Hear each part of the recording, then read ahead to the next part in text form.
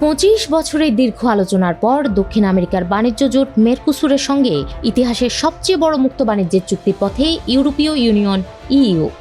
9 জানুয়ারি এই চুক্তিতে আনুষ্ঠানিক অনুমোদন দেয় ইইউর সদস্য রাষ্ট্রগুলো। এই চুক্তিকে বহুপাক্ষিকতার জন্য ঐতিহাসিক দিন হিসেবে উল্লেখ করেছেন ব্রাজিলের president Luiz Inacio Lula da Silva. Online সামাজিক যোগাযোগ মাধ্যম এক্সে দেওয়া এক বার্তায় তিনি বলেন, বিশ্ব যখন ক্রমশ সুরক্ষাবাদ ও একতরফা নীতির দিকে ঝুঁকছে, তখন এই চুক্তি আন্তর্জাতিক বাণিজ্যের পক্ষে শক্ত বার্তা দিচ্ছে। উভয় অঞ্চলের অর্থনৈতিক প্রবৃদ্ধিতে গুরুত্বপূর্ণ ভূমিকা রাখবে এটি। এই পদক্ষেপকে একটি বড় মাইলফলক হিসেবে অভিহিত করেছেন জার্মান চ্যান্সেলর ফ্রিডরিখ মার্জ। তিনি বলেন, এটি জার্মানি ও পুরো ইউরোপের জন্যই ইতিবাচক। ভবিষ্যতে নতুন মুক্ত বাণিজ্যের ক্ষেত্রে মজবুত স্তম্ভ হিসেবে কাজ করবে এই চুক্তি। যদিও একটি বাণিজ্য চুক্তির জন্য 25 বছর অনেক দীর্ঘ সময়।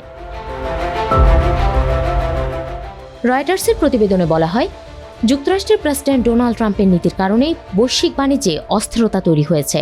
ইউরোপীয় কমিশন এবং জার্মানি ও স্পেনের মতো দেশগুলোর ধারণা, যুক্তরাষ্ট্রের শুল্ক নীতির কারণে হওয়া ক্ষতি আংশিকভাবে পুষিয়ে নিতে সাহায্য করবে মেরকুসুরের সঙ্গে বাণিজ্য চুক্তি। পাশাপাশি চীনের উপর নির্ভরতা কমিয়ে গুরুত্বপূর্ণ খনিজ সম্পদে প্রবেশাধিকার নিশ্চিত করতেও এটি সহায়ক হবে। ইইউ কমিশনের president Ursula von der Leyen বলেন, এই চুক্তি উভয় পক্ষের ভোক্তা এবং ব্যবসার জন্য অর্থপূর্ণ সুবিধা বয়ে আনবে। ক্যাপিটাল ইকোনমিক্সের অর্থনীতিবিদ জেক অ্যানাল রেনল্ডস বলেন, দক্ষিণ আমেরিকার সঙ্গে এই চুক্তি ইউরোপের অর্থনীতিকে মাত্র 0.05% বৃদ্ধি করবে।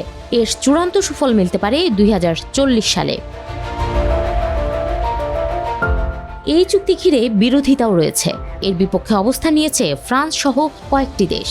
ইইউর সবচেয়ে বড় কৃষি উৎপাদনকারী দেশ ফ্রান্স। তাদের আশঙ্কা, দক্ষিণ আমেরিকা থেকে সস্তা গরুর মাংস, পোলট্রি ও চিনি আমদানি বাড়লে ইউরোপীয় কৃষকরা বড় সংকটে পড়বেন।